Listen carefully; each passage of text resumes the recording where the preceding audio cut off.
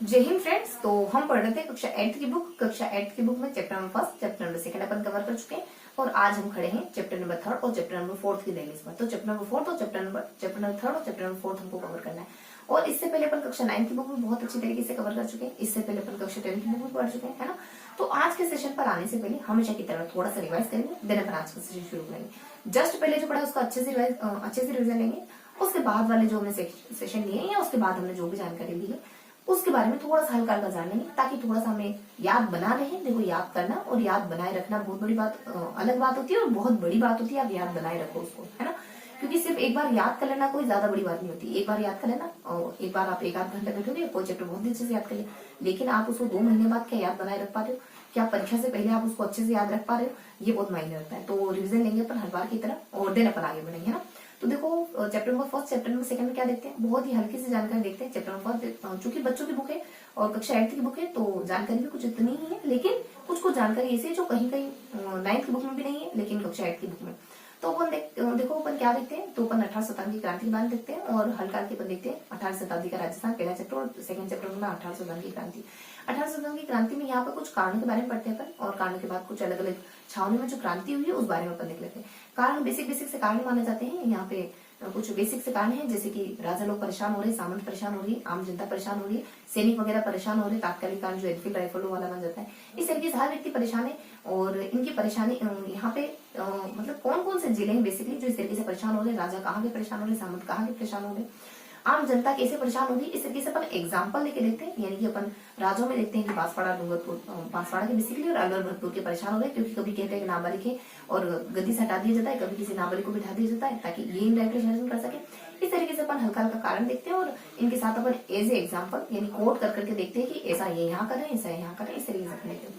थोड़ा सा अपन छावनियों में देखते हैं, अलग अलग छावनी। देखो, ज्यादा समय नहीं लूंगी लेकिन हल्का हल्का रिविजन करना बहुत जरूरी है, तो अपन रिवाइज करेंगे। तो देखो, अपन छावनी में देख लेते हैं कि कुछ अलग अलग छावनी का जिक्र करते हैं। राजस्थान की 6 छावनी है, उन 6 छावनी का जिक्र करते हैं और बताते हैं। कुछ एक आध छावनी जिक्र नहीं करते, 5 छावनी करते हैं और एक यहाँ कुछ आहुआ के बारे में बता देते हैं। तो कुछ 5 छावनियों को और एक आहुआ का जिक्र करते हैं, बताते हैं कि यहाँ क्रांति क्यों हुई है, यहाँ की क्रांतिकारी कौन है, और इस तरीके से कुछ बेसिक से इन्फॉर्मेशन बताई जाती है। और क्रांति कब होती है, कब खत्म होती है, इस तरीके से अलग अलग छावनी में क्रांति कब शुरू हुई, कब खत्म हुई, इस तरीके से बेसिक इन्फॉर्मेशन बताते हैं। तो इस तरीके से अपन देखते हैं कुछ सबसे पहले अपन कुछ नसीराबाद के बारे में पढ़ लेते हैं, नीमच के बारे में, एरनपुरा के बारे में, उसके साथ अपन आहुआ के बारे में और कोटा के बारे में। हाँ, सबसे फर्स्ट अपन मेरठ के बारे में पढ़ते हैं जहां से क्रांति शुरू होती है, और इसके साथ अपन एक सारणी का भी वर्णन करते हैं। कल हमने एक सारणी देखी थी जिसमें बताया गया था कि कुछ 6 छावनियों का जिक्र था, देन इनके मुख्यालय कौन से और यहाँ पे कौन कौन सी रेजिमेंट वगैरह या फिर छावनी वगैरह टुकड़ी वगैरह निवास करी, इस बारे में अपन देखें। तो देखो, कल के बारे में थोड़ा सा मैं करेक्ट कर दूं कि कल हमने कुछ एरनपुरा और नसीराबाद इसमें थोड़ा सा रिप्लेस हो गया था। तो एरनपुरा के देखो मुख्यालय कहाँ है, एरनपुरा का मुख्यालय जोधपुर ना होकर के पाली है, तो थोड़ा सा रिप्लेस कर लेना, अगर जहां पर लिखा हो तो काट करके आपको पाली कर लेना है। और थोड़ा सा अपन देखते हैं नसीराबाद के बारे में। तो नसीराबाद का अजमेर, ठीक है। तो नसीराबाद का अजमेर मैंने कल नहीं लिखवाया था, थोड़ा सा कंफ्यूजन की स्थिति हो गई थी, तो इस वजह से मेरा कंफ्यूजन मैं आप पर क्यों लादू बुलाया ना, तो इससे बढ़िया ये है कि मैं आपको स्किप कर दूं यानी इसको ना बताऊं। तो देखो, देखो गलत बताने से बेहतर है कि उसको आप ना बताओ, है ना। किसी के दिमाग में अगर गलत फीड हो रहा है तो ये बहुत ज्यादा हानिकारक हो सकता है। तो देखो, अपन ये इस तरीके से 18 शताब्दी की क्रांति के बारे में देखते हैं। देन कुछ 18वीं शताब्दी के राजस्थान के बारे में कोई जानकारी नहीं होती, बस थोड़ा सा अपन देखते हैं मराठों के बारे में। मराठे राजस्थान में कैसे कैसे एंटर करते हैं, अलग अलग समय में अलग अलग जगह एंटर हुए, कभी 1711 में, कभी 1728 में, कभी 1726 के दरमियान एंटर हुए। और देन थोड़ा सा अपन देख लेते हैं कि कैसे वो 35 में राधाबाई को बेचते हैं, 36 में चौथर वगैरह लेने लग जाते हैं और खुद आ जाते हैं राजस्थान में। थोड़ा सा अपन उत्तराधिकारी संघर्ष, थोड़ा सा अपन कुछ उत्तराधिकारी संघर्ष के बारे में देखते हैं। तो बाकी सारे तो हमने पहले पढ़ लिए, लेकिन मेवाड़ का उत्तराधिकारी संघर्ष यहाँ नया जीवन है। तो 1761 में होता है यहाँ, और कुछ अपने हरि सिंह और राज सिंह के बीच में होता है, और हरि सिंह के स्थान पर फिर रतन सिंह यानी हरि सिंह और रतन सिंह आपस में फिर भिड़ने लगते हैं गद्दी के लिए। तो इसे देखते हैं। देन अपन संधियों के बारे में देखते हैं। संधि सबसे पहले अपने कुछ 29 सितंबर के अराउंड 1803 के अराउंड भरतपुर के द्वारा कर ली जाती है। एंड में करता है 1823 के दरमियान सिरोही, क्योंकि उसको मारवाड़ रोक रहा था। तो इस तरीके से अपन थोड़ा सा देखते हैं पहले चैप्टर में। तो ये हमने कुछ पहले चैप्टर और सेकंड चैप्टर को अच्छे से रिवाइज कर लिया। मैंने मोटा मोटी रिवीजन करने की कोशिश करी ताकि जो भी नए बच्चे जुड़े उनको बहुत ज्यादा ऐसा ना लगे कि पता नहीं मैडम क्या रिवीजन करते जा रहे, और थोड़ा सा उनको बस ओवरऑल आइडिया हो जाए कि ये हमने पढ़ा है। और जो बच्चे कंटिन्यू देख रहे हैं उनको तो समझ आ ही होगा, क्योंकि कल जस्ट हमने पढ़ाया ना, तो जिस सीक्वेंस में हमने पढ़ाया उसी सीक्वेंस में मैंने दोहराने की कोशिश करी। और इससे पहले अपन थोड़ा सा रिविजन लेंगे, बहुत ज्यादा आपका समय नहीं खराब करूंगी, थोड़ा सा रिविजन लेते हैं कक्षा 9 की बुक के बारे में। कक्षा 9 की बुक के बारे में क्या पढ़ते हैं? देखो बेसिकली इसमें अपना 7 चैप्टर पढ़े। जो लास्ट वाला चैप्टर है कुछ शौर्य परंपरा वाला, ये इतना इंपॉर्टेंट नहीं है हालांकि, और इससे पहले वाले जो 6 चैप्टर है वो थोड़ा इंपॉर्टेंट है, ज्यादा इंपॉर्टेंट है। तो फर्स्टली अपन देख लेते हैं कुछ कौन कौन से चैप्टर देखते हैं इन 6 चैप्टरों में। सबसे फर्स्ट अपन पढ़ लेते हैं कुछ 18 शताब्दी की क्रांति, पहले चैप्टर यही होता है। दूसरा अपन देख लेते हैं कुछ आदिवासी आंदोलन वगैरह। सबसे पहले अपन किसान आंदोलन देखते हैं, देन आदिवासी आंदोलन, देन अपन थोड़ा सा एकीकरण प्रजामंडल के बारे में देखते हैं, देन एकीकरण के बारे में देख लेते हैं अपन, और फिर अपन देख लेते हैं नहीं ये तो कुछ अपने 5 ही बोले, एकीकरण तो अपना 6 चैप्टर था, एकीकरण के बाद तो 7वां चैप्टर कुछ अपने शौर्य परंपरा आ जाता है। तो देखो सबसे फर्स्ट अपन देखते हैं 18 शताब्दी की क्रांति, देन क्रांतिकारी। उसके बाद अपन देखते हैं कुछ दोनों ही आंदोलन, यानी कुछ सबसे पहले जो आदिवासी आंदोलन करते हैं वो, और उसके बाद जो किसान आंदोलन हुए, और इस तरीके से आदिवासी आंदोलन किसान आंदोलन देख लेते हैं। उसके बाद थोड़ा सा प्रजामंडल और एकीकरण, इस तरीके से अपन कुछ लगभग 6 चैप्टर पढ़ते हैं। लगभग दो चैप्टर आपस में को रिलेट करते हो, क्रांति, क्रांतिकारी, दोनों ही किसान आंदोलन, आदिवासी आंदोलन, लास्ट वाले प्रजामंडल और एकीकरण, इस तरीके से अपन कुछ 6 चैप्टर पढ़ते हैं। क्या क्या देखते हैं, मैं थोड़ा सा मोटा मोटी बता देती हूँ ना। क्रांति में क्या देखते हैं, थोड़ा सा बेसिक बैकग्राउंड देखते हैं, देन अलग अलग स्थानों पे जो क्रांति हुई है उसको बारे में देखते हैं। अलग अलग स्थानों में कौन सी क्रांति हुई और कब हुई, और यहाँ पे कौन किस किस तरीके से क्रांति होती है, किसको मार दिया जाता है, किसके साथ बुरा ट्रीट किया जाता है, कहाँ पर क्रांति बहुत ज्यादा परवान चढ़ते हुए दिखाई देती है, कहाँ पर क्रांति बहुत ज्यादा लो लेवल पे दिखाई देती है। इस तरीके की अपन सारी जानकारी इन स्थानों के बारे में देते हैं। थोड़ा सा बैकग्राउंड क्या देखते हैं, मराठे कैसे कैसे, देखो बैकग्राउंड में 18 शताब्दी की क्रांति में सबसे पहले मराठों से शुरुआत करते हैं, देन अंग्रेजों पे आते हैं। मराठों के बारे में थोड़ा सा बैकग्राउंड देखते हैं कि मराठे कैसे कैसे राजस्थान से संधियां करते हैं, राजस्थान के राज्यों के साथ मराठों का ट्रीटमेंट कैसा था, किस किस तरीके से मालवा गुजरात और एमपी में आते हैं, मालवा गुजरात और राजस्थान में एंटर करते हैं, इस तरीके से बेसिक जानकारी। देन अंग्रेजों के बारे में देख लेते हैं, अंग्रेजों ने हमसे संधियां कैसे करी, संधियों का हम सब पर क्या प्रभाव पड़ा, राजाओं पर, सामंतों पर, हम आम जनता पर, हम उसके साथ हमारे सैनिकों पर, और इस समय में हम मोटिवेट करने का काम कौन कौन से कवि करते हैं, और यहाँ के 1800, और साथ ही साथ 2 महत्वपूर्ण चीजें, 2 सारणियां अपन कवर करते हैं कि इस समय राजस्थान के अलग अलग स्थानों के पीए कौन है, इस समय राजस्थान के अलग अलग प्रांतों के शासक कौन है, इस तरीके से अपन कुछ महत्वपूर्ण जानकारी देते हैं। देन अपन आ जाते हैं क्रांतिकारी। क्रांतिकारी में क्या पढ़ते हैं, बहुत सारे क्रांतिकारियों के बारे में पढ़ते हैं, जैसे डूंगर जी जवाहर से शुरू करते हैं और लास्ट में महिलाओं पर खत्म करते हैं। महिलाओं में सबसे लास्ट में किशोरी देवी के बारे में, जो कि बेसिकली अपने सरदार वल्लभ की पत्नी होती है, उनके बारे में देख लेते हैं। तो क्या देखते हैं, बेसिक जानकारी देखते हैं उनके बारे में, कुछ हल्का हल्की सबके बारे में अपन जानते हैं कि ये जो क्रांतिकारी है कहाँ जन्म लेते हैं, कहाँ इनका देहावसान हो जाता है, अपने जीवन काल में इन्होंने क्या महत्वपूर्ण काम करा है, और जिसके चलते अपन इनको पढ़ रहे हैं। तो ये मोटा मोटी यही जानकारी देते हैं बेसिकली अपन। डूंगर जी जवाहर जी जो कि अंग्रेजों को लूटने के लिए जाने जाते हैं, लोटू जी निठारवा जो इनकी मदद करने के लिए जाने जाते हैं, ऊपर वाले इन डूंगर जी जवाहर जी की मदद कर जब इनको कैद कर लिए जाते हैं, इनकी मदद करने के अंग्रेज इसकी वजह से जाने जाते हैं, ताकि लोग मदद करते, फांसी पर चढ़ा दिए जाते, कैसे से बाहर, तो बहुत सारे कहानी पे जाते, पत्रिका वगैरह लिखते थे। वो फास्टली इस वजह से रिवाइज करिए ताकि आप फास्ट चीजों को अच्छे से समझते जाओ, है ना, क्योंकि बहुत ज्यादा फंसा के चीजें रिवाइज करेंगे तो समय बहुत ज्यादा लगेगा, और एकदम बिखरी चीजें ना एकदम क्लियर कट आइडिया नहीं दे पाती कि हमने क्या देखा क्या नहीं देखा। तो थोड़ा सा फास्ट रिवाइज करोगे तो आप फास्ट समझने की कोशिश करना। माइंड देखो, अगर फास्ट याद करने की कोशिश करोगे तो ये आपका सपोर्ट करेगा, फास्ट याद करेगा। अगर आप इसको समझोगे, इसको इस तरीके से ट्रीट करोगे कि इसके साथ कि बहुत धीरे धीरे याद करना है, बहुत फंसा के चीजों को याद करना है, तो इसी तरीके से वर्क करेगा। तो जैसा अपन वर्क करवाना चाहते हैं वैसा वर्क करेगा, तो थोड़ा सा अपन फास्ट रिवाइज करेंगे ना, ताकि सारी चीजें अच्छे से रिवाइज हो जाए। तो थोड़ा सा अपन देखते हैं, अमरचंद के बारे में देख लेते हैं। ये वो व्यक्ति होते हैं जो फांसी पर चढ़ा दिए जाते हैं, किसी बार तो बहुत सारे कारणों के लिए जाने जाते हैं, किसान आंदोलन के लिए जाने जाते हैं, तो यही अपने कुछ पत्रिकाओं के लिए जाने जाते हैं, सभाओं के लिए भी जाने जाते हैं। उदयपुर क्या उत्तर प्रदेश में पैदा होते हैं बेसिकली। देन अर्जुनलाल सेठी मेनली तो इस वजह से जाने जाते हैं कि कुछ वर्धमान विद्यालय की स्थापना कर देते। बाकी एक कोटेशन भी इनका कि अगर अर्जुनलाल सेठी नौकरी करेगा तो अंग्रेजों को देश से बाहर निकालने का काम कौन करेगा, है ना। इस तरीके से थोड़ा सा अपन अर्जुनलाल सेठी के बारे में देखते हैं। और उसके बाद कुछ केसेस बार्ट और उनके बेटे प्रताप के बारे में। केसेस बार्ट बहुत सारी चीजों के लिए जाने जाते हैं बेसिकली। मेनली अगर देखें तो 2-3 चीजों के लिए जाने जाते, पूरे परिवार को क्रांति में जोड़ देते हैं और चेतावनी का चुट्टे वगैरह लेते हैं, और बेसिकली पैदा होते हैं कुछ शाहपुरा भिलवाड़ा में, और ये इनका जो वर्किंग प्लेस है वो कुछ कोटा के आसपास अराउंड रहता है ना।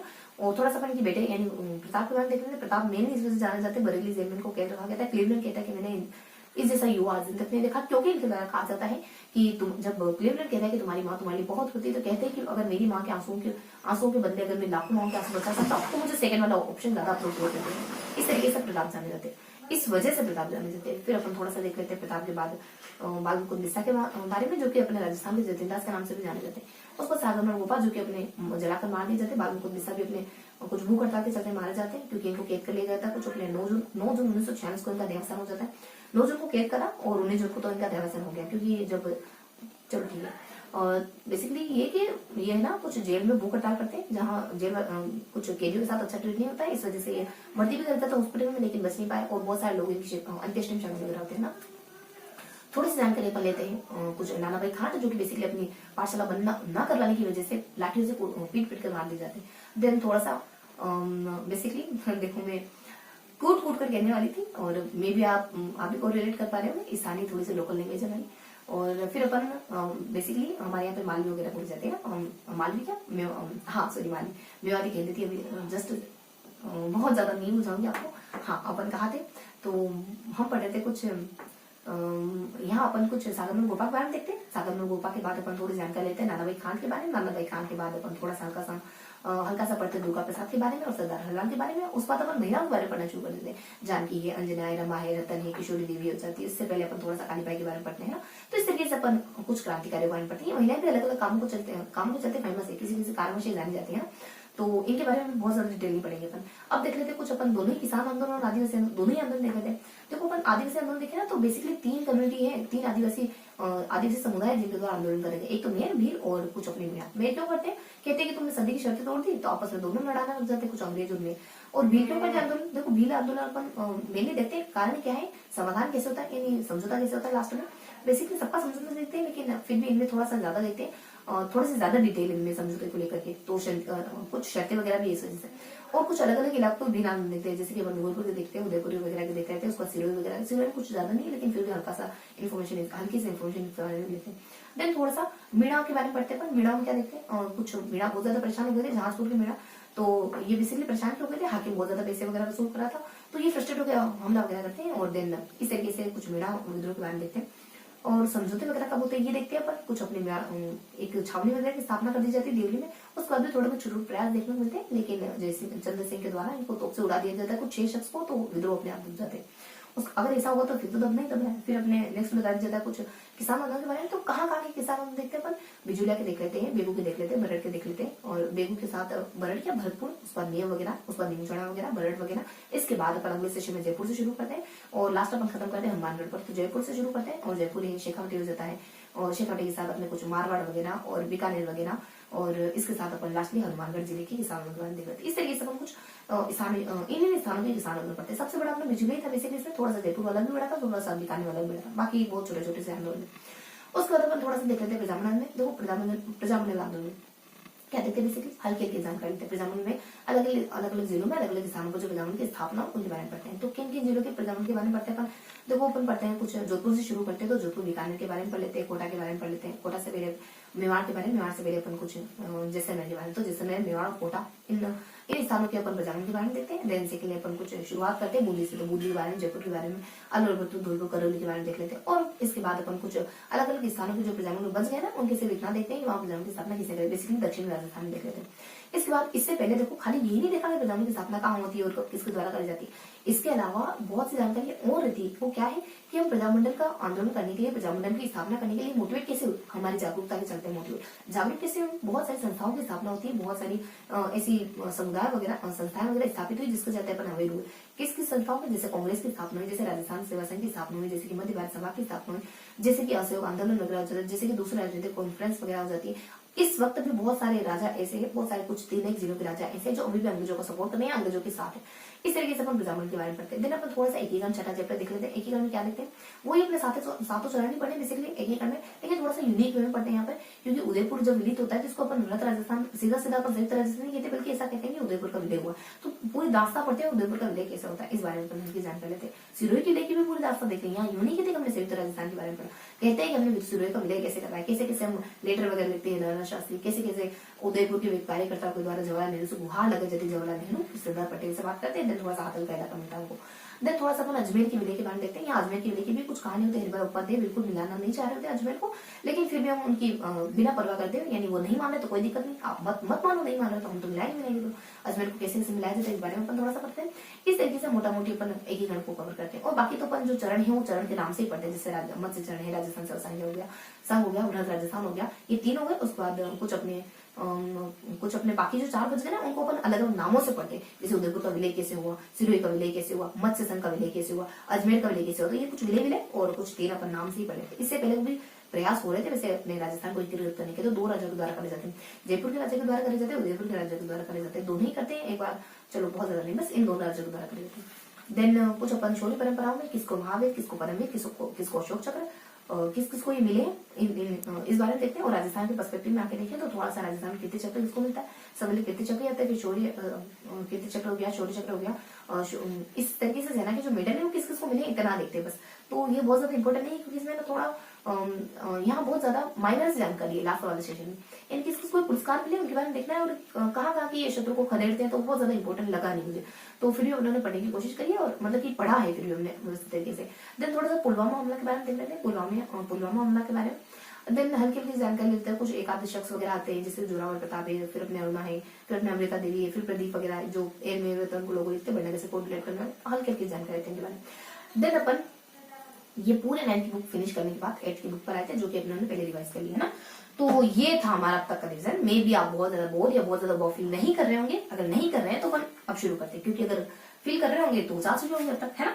तो अपन कुछ आज क्या देखने वाले बेसिकली अपन, तो आज अपन हल्की हल्की जानकारी लेंगे। कुछ 2 चैप्टर है अपने, एक ही गण को तो पता अच्छे से जानते हैं लेकिन फिर भी कुछ 5-7 पॉइंट है उनको अपन यहाँ गिवन कर देंगे। और इसके बाद इसके अलावा इसके इधर थोड़ा और पढ़ते हैं अपन एक ही गण के अलावा। मेनली अपन पढ़ने वाले जनसंख्या के बारे में। देखो जनसंख्या के बारे में बहुत ज्यादा जानकारी नहीं है, थोड़ा सा अपन बताएंगे जनसंख्या वृद्धि दर है, जनसंख्या घनत्व है, जनसंख्या वितरण वगैरह हो गया। इसके अलावा कुछ ये जनसंख्या से कोरिलेट करना 3 पॉइंट देखेंगे, एक बात देखेंगे।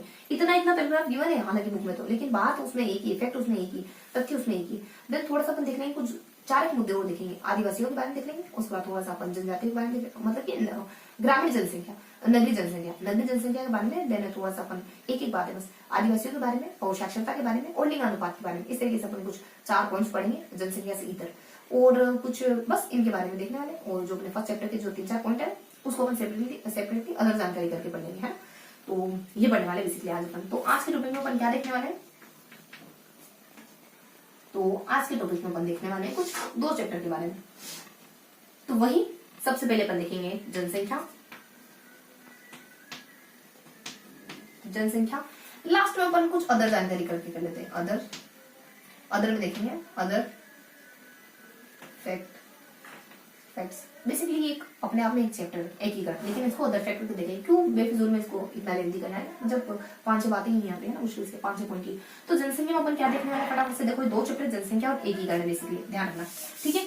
तो बेसिकली जनसंख्या वाले चैप्टर में क्या देखने वाले अपन, तो जनसंख्या वाले चैप्टर में अपन देखो हल्की हल्की जानकारी देखने वाले। जनसंख्या वृद्धि दर, जनसंख्या वृद्धि दर 2011 की जनसंख्या वृद्धि दर कितनी थी, तो कुछ अपने 21.11 के अराउंड होती है। सबसे ज्यादा अपने कुछ 32 थी और सबसे ज्यादा अपने 32.5 थी, ये अपने बाड़मेर की थी। और सबसे कम अपने गंगानगर की कुछ 10 के आसपास थी जनसंख्या वृद्धि दर, ठीक है। और बस याद आता है अपने, तो यहाँ जनसंख्या वृद्धि दर कितनी थी, 21.11 के अराउंड थी और 32 थी हाईएस्ट, कम थी अपने 10, ये अपने बाड़मेर की थी और ये अपने गंगानगर की। बस इतनी सी जानकारी आ जाती है इसके बारे में। तो थोड़ा सा बता देते हैं कि जनसंख्या वृद्धि दर के बाद अगला टॉपिक आ जाता है जनसंख्या घनत्व और जनसंख्या का वितरण। जनसंख्या घनत्व कितना है, जनसंख्या घनत्व, तो राजस्थान का जनसंख्या घनत्व कितना है। ये 2 जिलों का जिक्र करते हैं, कुछ 600 और 7 के अराउंड, 6-7 के अराउंड है। तो 595 आ जाता है जयपुर का। और देन थोड़ा सा बता देते हैं 17 है अपने जैसलमेर का। तो इस तरीके से थोड़ा सा अपने जनसंख्या घनत्व के बारे में बताया। और फिर बता देते हैं जनसंख्या का वितरण। जनसंख्या वितरण क्या होता है जनसंख्या वितरण में, इतना ही बताते हैं कि राजस्थान का जनसंख्या वितरण 2 पार्ट्स में फैला हुआ है, यानी 2 पार्ट्स में देखते हैं अपन। थोड़ा सा मरुस्थल के बारे में बताते हैं। देखो चारों जो अपने राजस्थान को 4-5 इलाकों में बांटा गया ना भौगोलिक दृष्टि से, उन सबके बारे में नहीं बताते।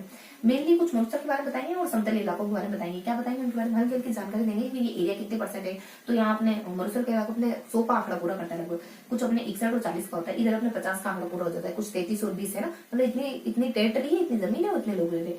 थोड़ा सा बताते थे जनसंख्या घनत्व कितना है, तो यहाँ लगभग 350 के अराउंड, यहाँ लगभग 350 के अराउंड है, 338 के। यहाँ थोड़ा सा अराउंड, मतलब यहाँ थोड़ा सा अपने कुछ 150 के आसपास ही है, कुछ 130 के अराउंड, है ना। फिर बता देते हैं कि बस इतनी सी जानकारी बताते हैं। और फिर बता देते हैं कि जो अपने बाकी जो इलाके बच गए ना, हाड़ौती वगैरह, अरावली वगैरह, यहाँ तो अपने मध्यम जनसंख्या। हालांकि अपने जो मरुस्थल में सबसे सघन, सबसे डेंस जनसंख्या वाला इलाका। देखो सघन और वितरण में अंतर, वितरण तो कम है मरुस्थल में 17 ही, लेकिन डेंस सबसे ज्यादा है। जितनी मान लो जनसंख्या, इतनी जनसंख्या है तो ये बहुत ज्यादा डेंस है, यानी एक ही स्थान पर रहेगी जनसंख्या। तो सबसे ज्यादा डेंस इलाके में से एक माना जाता है, सबसे ज्यादा डेंस मरुस्थलों में से एक माना जाता है। तो जनसंख्या वितरण में क्या देखते हैं अपन, देखो मरुस्थली इलाके में देख लेते हैं कुछ 61%, और उसके बाद अपने 61 और 40, और इसके साथ अपन देख लेते हैं 130, बस इतना देखते हैं। और यहाँ अपन देख लेते हैं कुछ 33 33 के साथ अपने कुछ 33 और 20 का 20 देख लेते हैं, और फिर अपन कुछ 3 3 2 इस तरीके से देख लेते। तो ये अपने थोड़ा सा मरुस्थल की जानकारी है, ये अपने समतलीय, जो समतलीय इलाका है ना उसके बारे में जानकारी है। अब थोड़ा सा बता दें कि ये सबसे ज्यादा घनत्व इसका सबसे ज्यादा है, यानी सबसे ज्यादा घनत्व वाले मरुस्थलों में से एक माना जाता है अपने राजस्थान का थारक मरुस्थल।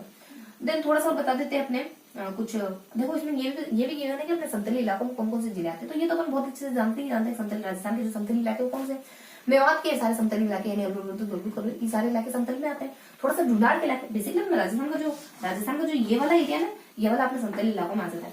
अब तो देखो राजस्थान का नया रूप आ गया, पूरा ज्योग्राफी वगैरह बदल गई, लेकिन अपन थोड़ा सा अपन पुरानी बुक से देख लें। अब जब थोड़ा अपने क्लियर कट जानकारी मिलेगी इस नए राजस्थान के बारे में तब अपन बता पाएंगे, लेकिन अभी तक तो अपन पूरा नहीं कर रहे। तो यहाँ देखो क्या बताया जाता है बेसिकली, इसमें थोड़ा सा बताते हैं कि इसमें सारा मेवात का इलाका जाता है, सारा ही आ जाएगा। थोड़ा सा अपन बताते हैं ढूंढाड़ का इलाका, ढूंढाड़ में अपन जयपुर हो जाता है, फिर अपने कुछ दौसा टोंक वगैरह और सहारनपुर वगैरह ये वाला इलाका आ जाता है। थोड़ा सा इसमें ना 2 जिले और बता देते हैं कि समतलीय इलाकों में, और कुछ एक मेवाड़ का एक जिला और आ जाता है, भीलवाड़ा वगैरह भी आ जाता है। तो इस तरीके से समतलीय इलाकों में कौन कौन से जिले आते हैं उस बारे में जानकारी दी होती है। तो कौन कौन से इलाके आते हैं बेसिकली तो बता दे, और देखो पूछ सकते, कुछ भी पूछा जा सकता है। तो यहाँ अपने मेवात का जाता है, मेवात है, तो यहाँ पे थोड़ी सी ये अदर जानकारी थी, ये अदर जानकारी, और यहाँ पे भी कौन सी अदर जानकारी, क्या अदर जानकारी। तो यहाँ बता देते मेवात के सारे जिले आ जाएंगे, देन अपने कुछ ढूंढाड़ के आ जाएंगे, ढूंढाड़ के 4 जिले बता दिए वही आ जाएंगे, जयपुर और सहारनपुर और दौसा टोंक, और फिर बता देंगे एक मेवाड़ का एक भीलवाड़ा आ जाएगा, मेवाड़ से खाली सिर्फ और सिर्फ भीलवाड़ा आने वाला है। तो इस तरीके से अपना कुछ जनसंख्या के वितरण के बारे में बताया। देन थोड़ा सा बता देते हैं अगले 4 टॉपिक के बारे में। ये तो आपने देखो जनसंख्या वितरण पता चल गया होगा, अब बार बार इसको रिवाइज करने की जरूरत है नहीं वैसे। अब अपन देख लेते थोड़ा सा, क्योंकि अपन लास्ट में थोड़ा सा डिफरेंट भी लेंगे है ना। तो अब अपन देख लेते कुछ जनसंख्या लिंगानुपात, और उन लिंगों में मतलब की जनसंख्या जो अपना लिंगानुपात है उसका थोड़ा सा साक्षरता, नगरीय जनसंख्या, और साथ अपन कुछ आदिवासी बारे में देख लेते हैं। आदिवासी जनसंख्या के बारे में कहाँ का निवास करती है राजस्थान में। तो यहाँ अपन देख लेते हैं कुछ, सबसे फर्स्ट ऑफ ऑल अपन लिंगानुपात वगैरह। तो देखो तीनों टॉपिक देखें, अब यहाँ देख रहे हैं लिंगानुपात देखो बताते हैं लिंगानुपात में कुछ 2 फैक्ट्स गिवन है। सबसे ज्यादा लिंगानुपात बेसिकली लिंगानुपात कितना है बच्चों, 6 साल से कम बच्चों का कितना है, बाकी बड़ों का यानी वयस्कों का लिंगानुपात कितना है, कहाँ सबसे ज्यादा है लिंगानुपात, कहाँ सबसे कम है लिंगानुपात, इतना देखते हैं। तो सबसे ज्यादा कहाँ पाया जाता है इसीलिए अपने, तो सबसे ज्यादा लिंगानुपात अपने साउथ का है, मतलब साउथ दक्षिण राजस्थान में डूंगरपुर का। सबसे कम अपने कुछ मध्य प्रदेश धौलपुर का है, कुछ अपने 850 के लगभग ही है, और वहाँ लगभग अपने 1000 के आसपास है, यानी 996 के आसपास है। तो देखो यहाँ सबसे पहले लिंगानुपात बताते हैं कितना है बेसिकली लिंगानुपात। तो लिंगानुपात अपने कुछ है ना कुछ 9 से 928 के अराउंड है बड़ों का, तो और बच्चों का अपने 6 साल से जो छोटे बच्चे हैं उनका लगभग 888 है। फिर बता देते हैं कि अलग अलग जिलों में लिंगानुपात कितना है, मतलब कि हाईएस्ट लिंगानुपात कौन से जिले का और सबसे कम लिंगानुपात कौन से जिले का। तो अपने साउथ इन दक्षिण राजस्थान सबसे आगे, तो अपने 996 करके लगभग 1000 ही है पूरा तो डूंगरपुर। और सबसे कम कहाँ का है, अपने धौलपुर का, अपने मेवात इलाके का कितना है लगभग 846, ये कुछ 850 के अराउंड, ये अपने धौलपुर। तो इस तरीके की जानकारी देख लेते हैं लिंगानुपात में। फिर अपन देख लेते हैं जनसंख्या में। देखो जनसंख्या में आप थोड़ा सा इत्मीनान से देखिए, और जो अभी तक पढ़ा है ना उसको रिकॉर्ड करें बैठिए, ठीक है। 1 मिनट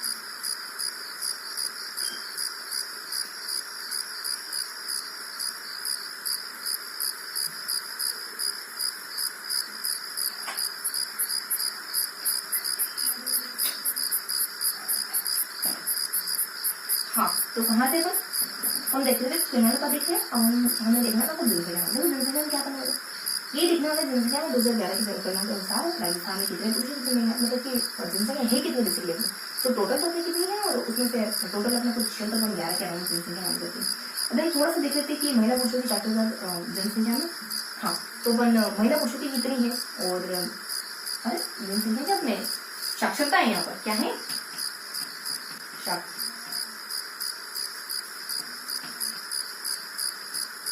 साक्षरता। ठीक है, तो यहाँ ये देखते हैं कि 2011 की जनगणना से साक्षरता कितनी बेसिकली लगभग है 3-4 पॉइंट लिखते हैं।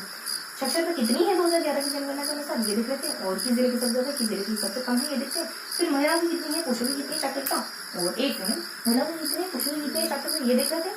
और लास्ट में ये देख लेते हैं कि कहाँ के पुरुष और कहाँ की महिलाएं सबसे ज्यादा पढ़ी लिखी, कहाँ के पुरुष कहाँ की महिलाएं सबसे कम पढ़ी लिखी। तो सबसे पहले देख लेते हैं कि कुछ 2011 की जनगणना के अनुसार साक्षरता कितनी है।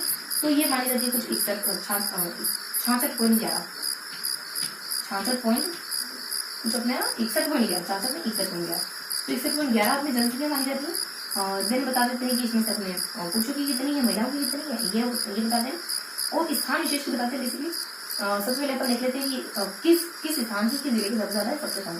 तो देखो अपने ना सबसे ज्यादा जनसंख्या अपनी कहाँ की है तो कोटा की सबसे ज्यादा है और अपने जालोर की सबसे कम जनसंख्या कितनी है लगभग जनसंख्या है ना अपने कुछ स्टार्टिंग है कुछ अपने 76.6 के आसपास और सबसे कम माने जाते अपने कुछ 54.9 के आसपास। तो यहाँ अपने 76.6 और अपने फिर 76.6 और कुछ अपने 54.9 कहाँ की है बेसिकली तो ये अपने कुछ कोटा की है सबसे ज्यादा सबसे कम अपने जालोर की। दिन देख लेते हैं महिला पुरुषों की जीते तो देखो पुरुषों में लगभग 80 के अराउंड है कुछ अपने 89.19 तक है, महिला के लगभग 50 के अराउंड 52.12 तो कुछ अपने 89.19 और 52.12 बस इतना ही देखते हैं अपन। और देखो छोटा पॉइंट देख लेते हैं कि कहाँ के महिला है कहाँ के पुरुष सबसे ज्यादा पढ़े हुए। तो शेखावटी में अपना एक झुंझुनू के पुरुष सबसे ज्यादा पढ़े हुए, झुंझुनू के पुरुष सबसे ज्यादा पढ़े लिखे हैं और महिला सबसे ज्यादा कहाँ की पढ़ी हुई तो अपने हाड़ोती की कोटा की महिलाएं सबसे ज्यादा पढ़ी लिखी। देन इसी का अपन थोड़ा रिवर्स देखो सबसे कम पुरुष प्रतापगढ़ की पढ़े लिखे। देखो बेसिकली मैं प्रतापगढ़ से कोई करती हूँ मतलब बिलोंग करती हूँ प्रतापगढ़ और यहाँ सबसे कम पुरुष पढ़े लिखे। और फिर बता देते हैं अपने कि सबसे कम महिलाएं कहाँ से पढ़ी लिखी तो सबसे कम जालोर की महिलाएं पढ़ी लिखी सबसे कम जालोर। हाँ, जालोर की महिलाएं सबसे कम पढ़ी लिखी। तो इस तरीके से अपन कुछ साक्षरता में ये आपने साक्षरता उसमें अपन कुछ कितने पॉइंट देख लेते हैं कुछ 4 पॉइंट देख लेते हैं। ये अपना फर्स्ट सेकेंड और ये अपना फोर्थ पॉइंट। देखो हल्की हल्की जानकारी देते क्या देखते हैं बेसिकली 2011 की जनगणना अनुसार साक्षरता कितनी है और फिर अपन देख लेते हैं कि साक्षरता बेसिकली अपने कौन कौन से जिलों में सबसे ज्यादा सबसे कम है, महिला पुरुषों की साक्षरता कितनी है और सबसे ज्यादा कहाँ से बढ़े हैं ज्यादा महिला पुरुष क्रमशः सबसे ज्यादा और महिला पुरुष क्रमशः सबसे कम कहाँ की बढ़ेगी। इस तरीके से अपन थोड़ा सा लिंगानुपात और साक्षरता के बारे में जानते हैं। उसके बाद नेक्स्ट क्या करते हैं अपन तो नेक्स्ट अपन लेते हैं कुछ तो हर चीज जानकारी अब लेंगे अपन कुछ नगरीय जनसंख्या के बारे में और लास्ट अपन आदिवासी के बारे में। तो नगरीय जनसंख्या देखो इसमें कोई जानकारी नहीं है बस इतना पढ़ते हैं कि नगरीय जनसंख्या राजस्थान की 25 है सबसे ज्यादा कहाँ की सबसे ज्यादा जो कोटा है वहाँ नगरीय जनसंख्या सबसे कम अपने डूंगरपुर बेसिकली वहाँ अपने दक्षिण राजस्थान के इलाके थोड़े से पिछड़े हुए हैं तो यहाँ नगरीय जनसंख्या कम है तो यहाँ कुछ 25 है। देन सबसे ज्यादा अपने कोटा की है, कोटा में नगरीय देखो नगरीकरण कोटा में सबसे ज्यादा शिक्षा के चलते वहाँ सब आसपास के जो जिलों के या फिर राजस्थान के सभी ज्यादातर कोटा को शिक्षा के नगरी के रूप में जाना जाएगा। देन कोटा और एक और देख लेते हैं डूंगरपुर इस वजह से वहाँ नगरीकरण ज्यादा डूंगरपुर बस ये देखते हैं। उसके बाद थोड़ा सा देख लेते हैं आदिवासी जनसंख्या। देखो आदिवासी जनसंख्या कोई जानकारी नहीं है बस इतना बताते हैं आदिवासी जनसंख्या की कितनी है अपनी क्या बताते हैं 13.5 है लगभग 2011 की जनगणना के। कौन कौन से जिले ऐसे जहाँ पर आदिवासी पाए जाते हैं तो कौन कौन से जिले हमारे साउथ के दक्षिण राजस्थान के सारे जिले प्रतापगढ़ सिरोही तो 4 जिले ऐसे हैं जहाँ पर अपने आदिवासी पाए जाते हैं। उसके बाद अपने थोड़ा सा इधर भी अपने आदिवासी पाए जाते हैं कुछ अपने मेवात का जो इलाका है ना आदिवासी का इलाका कुछ अपने दक्षिण राजस्थान उसका धुंधार के इलाके में भी बहुत ज्यादा अपने आदिवासी पाए जाते हैं। धुंधार में अपने यही कुछ बताते थे वही सारे जिले जो अपने पहले बताते हैं संतरी इलाकों में धुंधार में बताते वही सारे जिले कुछ जयपुर सहारनपुर जिसमें अपने 200 के बारे में ये जिले होते हैं। इसके अलावा कुछ है ना एक आधा जिला कुछ अपने बीच से भी यानी यहाँ से भी कोरिलेट करता है यहाँ के जिले आ गए यहाँ के जिले आ गए एक आधा जिले यहाँ से भी होते हैं कुछ करौली और कुछ 12 यहाँ के अपने हाथ से करौली अपने यहाँ से करौली और हाथ से 12 होता है ना। तो इस तरीके से अपने कुछ जिले आ जाते हैं तो अपने दक्षिणी राजस्थान के कौन से जिले आ जाते हैं तो अपने दक्षिणी राजस्थान का हो या फिर अपने दक्षिणी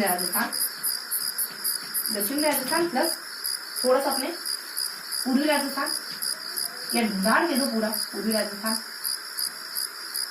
ये अपने आदिवासी कहाँ निवास करते हैं बताएंगे पूर्वी राजस्थान और इस तरीके से हमें कुछ 2 जिले आते हैं। दक्षिण राजस्थान डूंगरपुर बांसवाड़ा डूंगरपुर बांसवाड़ा प्रतापगढ़ प्लस सिरोही यहाँ निवास करते हैं। देन मेनली अपने पूर्वी राजस्थान में ढूंढाड़ी है, तो जयपुर है और कुछ सवाई माधोपुर है, सवाई माधोपुर बीच में बता दें थोड़ा सा अपने दौसा वगैरह और कुछ टोंक वगैरह इस तरीके से बता दें बेसिकली अपने दौसा वगैरह थोड़ा सा क्लियर में दिखाई दे रहा है आपको, तो दौसा वगैरह और टोंक वगैरह ये जिले होते हैं। इसके अलावा कुछ 2 जिले और बता देते हैं। कौन से? थोड़ा सा छतरपुर जिले, कुछ अपने कोटा वगैरह और 12 वगैरह, इनके अलावा कोटा प्लस 12 भी आता है। तो ये अपने कुछ अपने जहाँ आदिवासी निवास करते हैं। अब मेरा देखो राजस्थान में बेसिकली कितने प्रकार कौन से आदिवासी पाए जाते हैं? भील मीणा हो जाता है, ग्रासा सिंहारिया हो जाता है, उसके बाद अपने डामोर है, उसके बाद अपने कुछ मेव है। देखो बेसिकली 6 जाति है जो राजस्थान में निवास करती है, भील मीणा, ग्रासा सिंहारिया और डामोर होंगे। तो कहाँ का निवास करती है? देखो थोड़ा सा मीणा के बारे में जाता है भील का, तो कहाँ का निवास करती है अपन, तो यहाँ से देख लेते हैं। तो देखो मीणा थोड़ा सा, मीणा का एरिया थोड़ा सा ज्यादा है, बाकी भील अपने कुछ अपने दक्षिण राजस्थान के वागड़ में और कांठा में निवास करते हैं। थोड़ा सा अपन ग्रासिया सहरिया के बारे में देख लेते हैं। देखो ग्रासिया को भी थोड़ा स्किप करो, सहरिया कहाँ लेते हैं? सहरिया से एक ही 12 जिले के कुछ 2 तहसीलें आ जाती है, किशनगढ़ शाहपुरा यहाँ निवास करते हैं। तो थोड़ा सा मेव देख लेते हैं, सासी देख लेते हैं। मेव क्या है? मेव तो मेव नहीं, अपन सासी देखिए, सासी अपने भरतपुर में रहती है। और फिर अपन थोड़ा सा देख लेते हैं सासी के साथ अपने डामोर डूंगरपुर की सीमा, एक ही जो एक जिलों में दे रहे हैं ना उनके बारे में बता दी। तो अपने कुछ सहरिया बता दिए, ग्रासिया सहरिया बता दिए, सहरिया अपने 12 में रहती है और सासी अपने भरतपुर में रहती है। और एक और अपने डामोर डूंगरपुर की सीमा तहसील में रहती है। ये भी तहसील गिवन है लेकिन हाँ डूंगरपुर में रहती है। इस तरीके से बता देते हैं। थोड़ा सा ज्यादा स्थान किसके, तो मीणा के थोड़ा सा ज्यादा स्थान है, भीलों के थोड़े से ज्यादा स्थान है और कुछ अपने ग्रासिया के ज्यादा स्थान, बस बाकी इन तीनों के थोड़े ज्यादा गिवन है, बाकी सबसे कम है। तो देखो मीणा कहाँ रहता है? मीणा कहाँ रहती है? तो मीणा अपने इस वाले रूट पे रहती है, यानी जो राजस्थान का ये वाला इलाका है ना, ये वाला यहाँ पे रहती है लगभग। तो अपने मेवाड़ के इलाके में भी आ जाता है, मेवाड़ मतलब दक्षिण राजस्थान में भी आ जाता है। दक्षिण राजस्थान दोनों ही इलाके कोई अपने दक्षिण राजस्थान का डूंगरपुर वगैरह, डूंगरपुर बांसवाड़ा मतलब अपने वागड़ का सारा इलाका, और देन वागड़ के अलावा कुछ अपने मेवाड़ के इलाके में उदयपुर भी आ जाता है। देन अपन थोड़ा सा यहाँ बताए ना, यहाँ थोड़ा सा ऊपर चढ़ते जाएंगे अपन तो अपने हाड़ौती वगैरह आ जाएगा। हाड़ौती में भी दोनों जिले अपने कोटा में जिले थोड़ा सा अपने ढूंढाड़ वगैरह भी आ जाएगा और लास्ट में निवाड़ वगैरह। ढूंढाड़ में कुछ 3 जिले वही अपने अभी तक बता रही थी, बस यहाँ टोंक नहीं आएगा। तो कुछ अपने जयपुर दौसा और सहारनपुर टोंक को स्किप कर देगा। थोड़ा सा अपन ऊपर चढ़े तो मेवात का इलाका, मेवात अपन क्या करते हैं, अगर दोनों को लेंगे तो मेवात में सिर्फ 2 जिले लेंगे, स्टार्टिंग का और एंड का, स्टार्टिंग का और एंड अलग के बारे में लेना और लास्ट में दो जिले। तो इस तरीके से क्या क्या बताए, यहाँ क्या क्या बताए थे हमें, यहाँ अपने कुछ वागड़ के डूंगरपुर बांसवाड़ा, तो यहाँ पर डिफरेंट है डूंगरपुर बांसवाड़ा, और इसके साथ अपने मेवाड़ का इलाका भी आ जाता है। तो मेवाड़ का अपने उदयपुर वगैरह आ जाता है, बस एक ही जिला आता है। देन यहाँ पे अपने हाड़ौती के 2 जिले आ जाते हैं। तो यहाँ थोड़ा सा स्थान विशेष के नाम इसमें दक्षिणी राजस्थान के बीच में, तो अपने दक्षिणी राजस्थान प्लस अपने हाड़ौती प्लस थोड़ा समझना आसान होगा। बहुत ज्यादा अपन डेप्थ में जाएंगे ना, ये चीज तो अंदर याद नहीं जाएंगे। बहुत ज्यादा डेप्थ में जाओगे तो बहुत ज्यादा अंश की ओर जाओगे ना तो आपको याद नहीं रहेगा। थोड़ा सा मैं पूर्ण से अंश की ओर जाऊंगा, पूर्ण पे रहूंगी तो आपको अच्छे से याद रहेगा। देन अपन थोड़ा सा यहाँ कर देते हैं ये ढूंढाड़ का मेवाड़ का इलाका, ढूंढाड़ का और मेवाड़ का इलाका, बस इस बारे में देखते हैं। तो क्या देखते हैं इसमें जिले कौन से आते हैं, तो थोड़ा सा ध्यान रखो इसमें जिला है दक्षिण राजस्थान में डूंगरपुर बांसवाड़ा इसके साथ में उदयपुर आ जाएगा। हाड़ौती में अपने 2 जिले आएंगे, कोटा में ढूंढाड़ में 3 जिले आ जाएंगे और जयपुर आ जाएगा, सहारनपुर और बीच में दूसरा होगा। मेवाड़ का अपने 2 जिले आएंगे, कुछ अलवर वगैरह आ जाएगा और लास्ट में भी 2 जिले। तो ये यहाँ पर अपने मीणा वगैरह निवास करते हैं ना। तो मीणा कहाँ निवास करते हैं, यहाँ लिख देते हैं वापिस से मीणा कहाँ निवास करते हैं, तो अपने सबसे नीचे अपने दक्षिण राजस्थान में हाड़ौती में, देन थोड़ा सा अपने ढूंढाड़ में, देन अपने मेवाड़ में, बस यहाँ निवास करते हैं। भील कहाँ निवास करते हैं अपने, तो भील अपने वही दक्षिणी राजस्थान में कांठल, इनमें थोड़ा सा कांठल प्लस अपने वागड़ हो गया, तो ये दक्षिणी राजस्थान में निवास करते हैं। थोड़ा सा एक जिला और बताते हैं, सिरोही में भी निवास करते हैं जो भील वगैरह होते हैं। ठीक है, अपने सिरोही में भी दक्षिण राजस्थान प्लस इसके साथ अपने सिरोही ऐड करके रखना, सिरोही बस नहीं बताते बेसिकली। उसके बाद भीलों के साथ अपने थोड़ा सा हाँ कांठल है ना दक्षिण राजस्थान, इसमें कांठल ध्यान रखना, लेकिन वो थोड़ा सा अपने वागड़ होता है। दिन अपन भील मीणा के बारे में बता देते हैं, दिन ग्रासिया सहरिया के बारे में बता देते हैं। तो पहले अपन देख लेते हैं कुछ अपने भील मीणा हो गया, ग्रासिया सहरिया और डामोर, और उसके साथ हो जाता है। चलो डामोर के बारे में देख लेते हैं। तो डामोर आ जाती है अपने डूंगरपुर सिवाड़ तहसील, डूंगरपुर की सिवाड़ तहसील में डामोर निवास करती है। कुछ अपने सीमार तहसील में निवास करती है। इसके साथ अपने एक और जाति आ जाती है जो कि अपने दामोह है उसका अपने सासी वगैरह हो जाती है। सासी कहाँ निवास करती है? सासी निवास करती है अपने, बेसिक तो बताते हैं कि सासी अपने भरतपुर में निवास करती है, बस इतना बताया जाता। देन थोड़ा सा बताया जाता अपने सहरिया और गरासिया के बारे में, तो यहाँ देख लेते अपन। तो यहाँ आ जाता अपने कुछ गरासिया कहाँ निवास करते हैं, गरासिया कहाँ निवास करते हैं, गरासिया निवास करती है बारां के शाहपुरा किशनगंज स्टेशन में। तो यहाँ अपने गरासिया के बारे में एकमात्र आदेश दे जाती है जिसको कि कुछ बस हाँ इतना ही बताते हैं कि गरासिया अपने बारां निवास करती है, ठीक है। और सेकंड बता देते अपने सहरिया कहाँ निवास करती है, सहरिया कहाँ निवास करती है, तो ये निवास करती है अपने दक्षिण राजस्थान, ये भी अपने दक्षिण राजस्थान निवास करती है।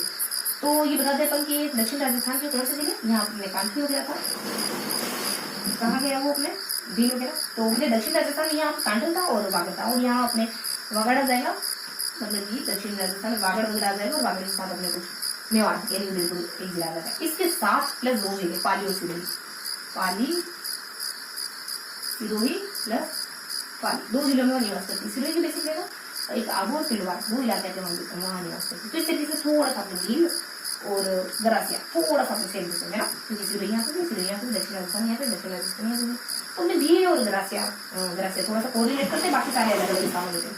तो ये हमने देख लिया कुछ इस चैप्टर बारे में। देखो है ना, जनसंख्या मापने का जो सबसे पहला काम है ना, सबसे पहली बार जनसंख्या का मापन लोग होता है। तो 1872 के अराउंड जब जयपुर में एक विभाग के द्वारा और कुछ जनसंख्या, देखो विभाग, हाँ किसी एक विभाग के द्वारा नाम क्या होता है उसका, जनसंख्या, देखो विभाग का नाम तो जीवन नहीं एग्जैक्ट, लेकिन हाँ तो विभाग का जनसंख्या मापन से जुड़ा हुआ, जनसंख्या गणना से जनगणना से जुड़ा हुआ विभाग है, जिसके द्वारा कुछ 1872 जयपुर में उसका मुख्यालय 1872 के दरमियान जनसंख्या मापन का काम किया गया था, जनसंख्या जनगणना का काम किया गया था सबसे पहले, जनसंख्या मापन जनगणना का काम किया गया था सबसे पहले। और उसमें क्या क्या पाया गया, तो 2011 अगर थोड़ा सा अपन रिसेंटली देखें तो 2011 की जनगणना कितनी है, तो अपने राजस्थान की जनसंख्या टोटल कितनी है, कुछ अपने 6.5 के अराउंड है, तो कुछ 6.8.7 है, और ये अपने पूरे भारत की कितनी है, तो ये अपने 7.5 रिवर्स करो 7.5 इतना परसेंट है, बस इतना था। 2011 की जनगणना के अनुसार हमारे राजस्थान की कितनी है और वो अपने भारत की 80% है, तो 7.7 का आंकड़ा है, 7.5 और 7.5 है ना। तो इस तरीके से ध्यान रखना, सबसे पहले 1872 में और इसका मुख्यालय जयपुर में, इसके द्वारा इस विभाग के द्वारा जनगणना का काम किया गया 1872 में, जिसका मुख्यालय जयपुर। तो इस तरीके से अपन हल्की सी जानकारी लेते हैं पूरा जनसंख्या के बारे में। अब क्या देखते हैं अपने को, अब थोड़ी सी जानकारी लेनी बेसिकली अपने को, जो मैंने आपको बताया था ना, अपन थोड़ा सा एकीकरण भी करने वाले। तो एकीकरण में क्या देखने वाले, अदर जानकारी करके अपने देखा था, अदर फैक्ट करके, अदर फैक्ट में क्या समाया हुआ है, अदर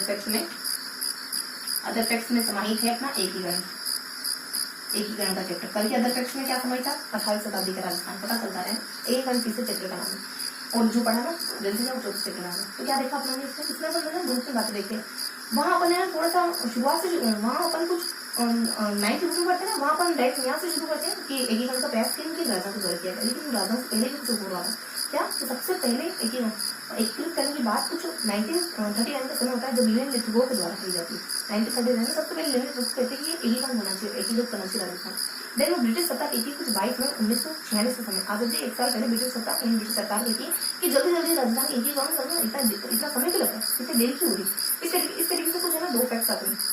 देन अपन बताते थे कुछ अपने ना जो देशी राज्य लोक परिषद करके एक परिषद होती है, वो कहती है कि जो अगर 50 और 20 का आंकड़ा पूरा नहीं है ना, तो आप अलग नहीं ले सकते, आपको सेपरेट, मतलब आपको हम सेपरेट नहीं कर सकते 50 और 20 का आंकड़ा पूरा नहीं है, ये जनसंख्या वगैरह और ये अपने वार्षिक आय वगैरह।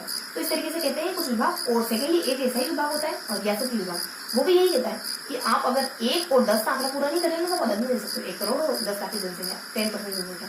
तो अगर यह आंकड़ा आप पूरा नहीं करते ना, 1 करोड़ तक की जनसंख्या और 10 लाख आपकी आय वगैरह, अगर यह आंकड़ा पूरा नहीं करते तो आप पृथक रियासत के रूप में रहने लायक नहीं।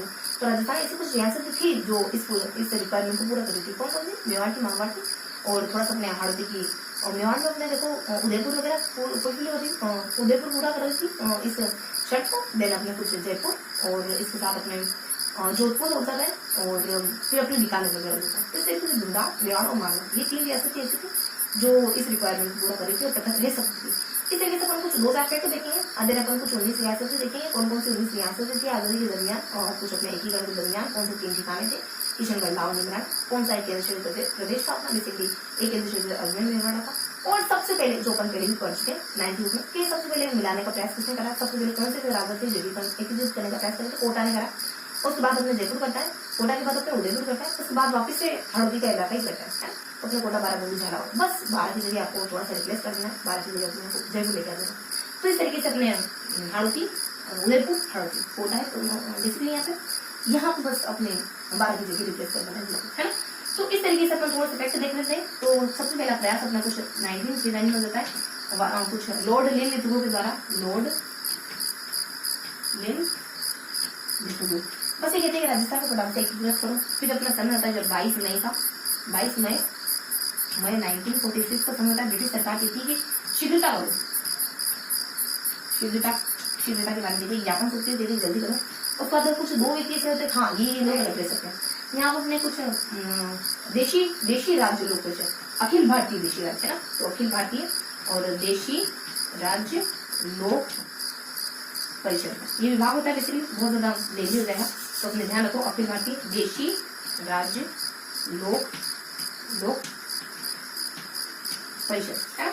तो ये विभाग होता है, ये कहता है कि अगर आप 50-20 का आंकड़ा पूरा नहीं करते हो तो आप पास वाली बड़ी रियासत में मिल जाओ, आप अलग ले सकते हो। और फिर अपना रियासती विभाग जो एकीकृत करने का काम करता है, रियासती विभाग वो क्या कहता है, जब आजादी के सन 1947 में बात होता है रियासती विभाग क्या कहता है,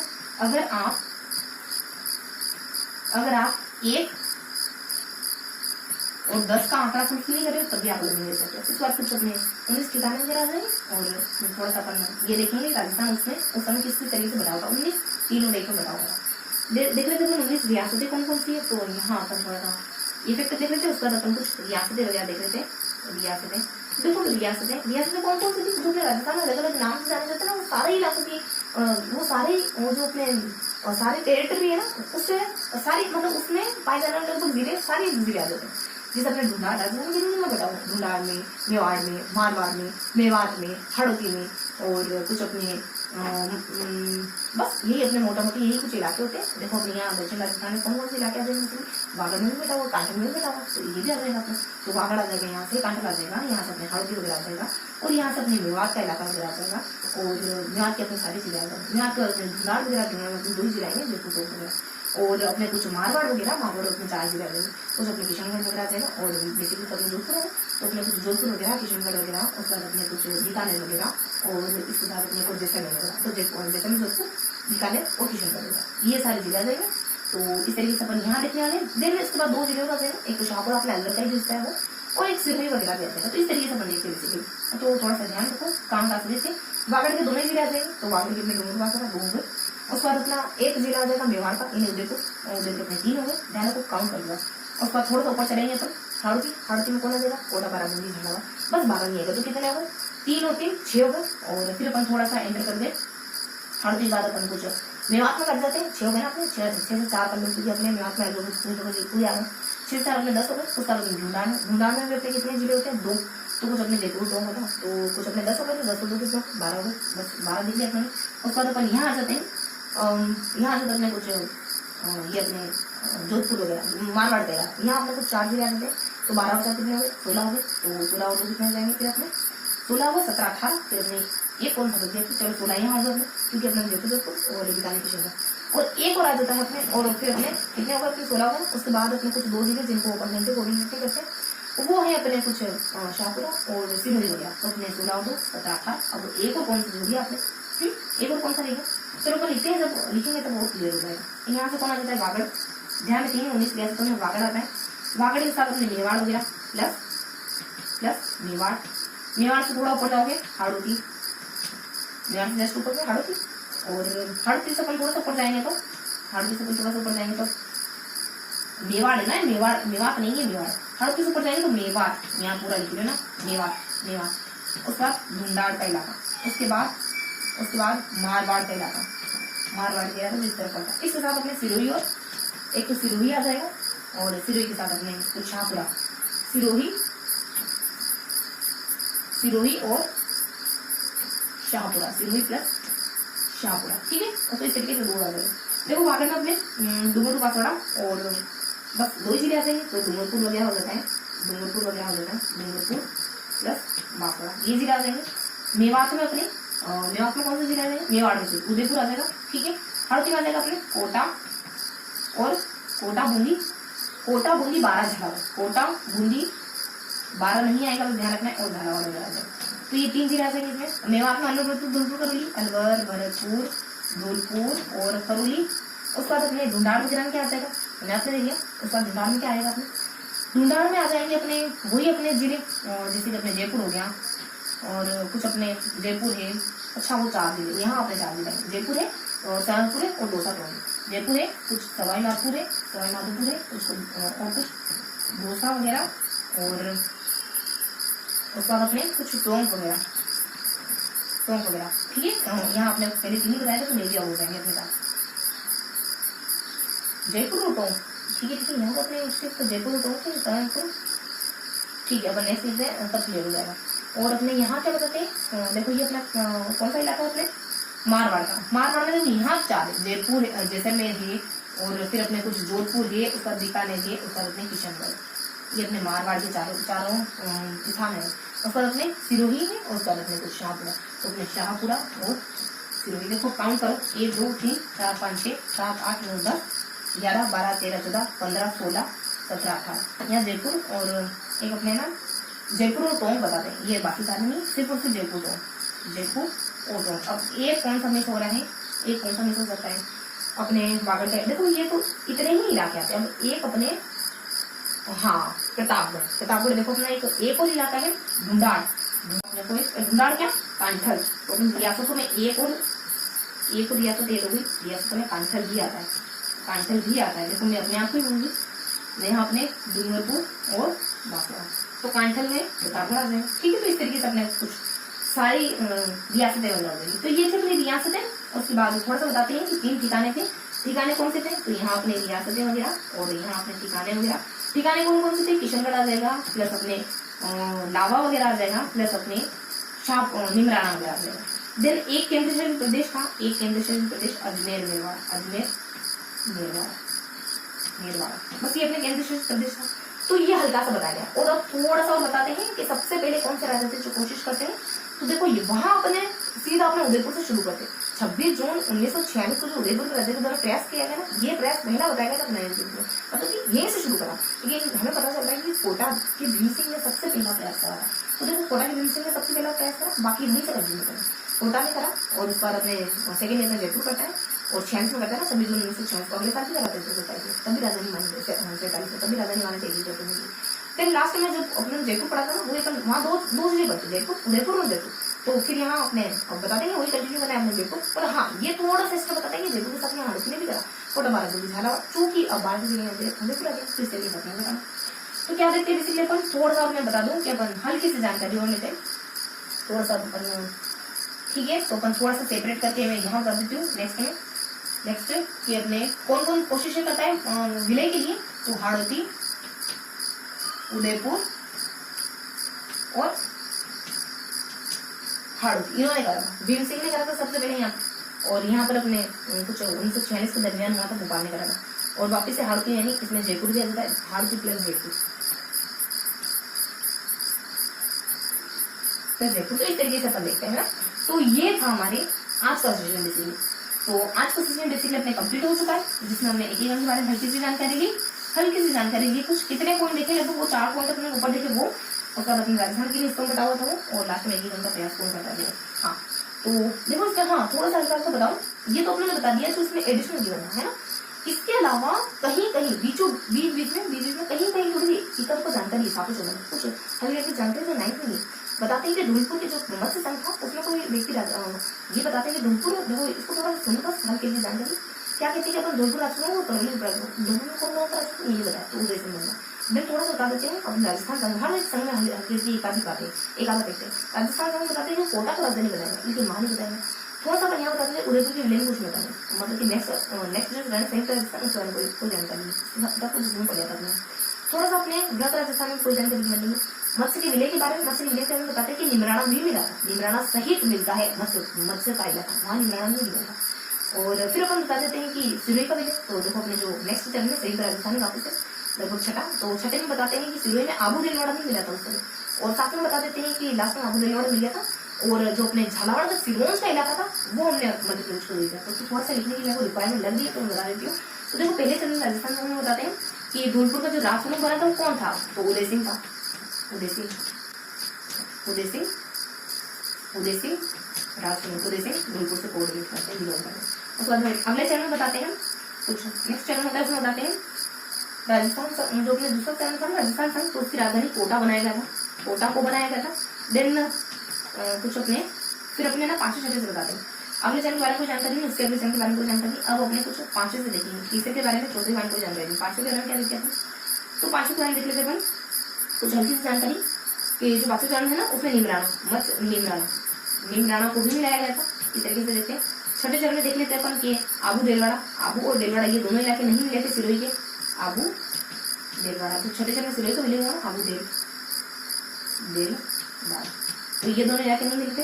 सातवें चरण में ये दोनों मिल गए थे, आबू प्लस देलवाड़ा, ये दोनों इलाके मिल गए थे। प्लस इसके अलावा ये प्लस और एक और इसके अलावा हमने एक इलाका, ये तो हमारे मिल गए थे और एक इलाका हमने दे दिया था। किसको दे दिया था, तो अपने झालावाड़ का सिरोंज इलाका, झालावाड़ का जो सिरोंज इलाका है ना, सिरोंज इलाका वो हमने एमपी को दे दिया था,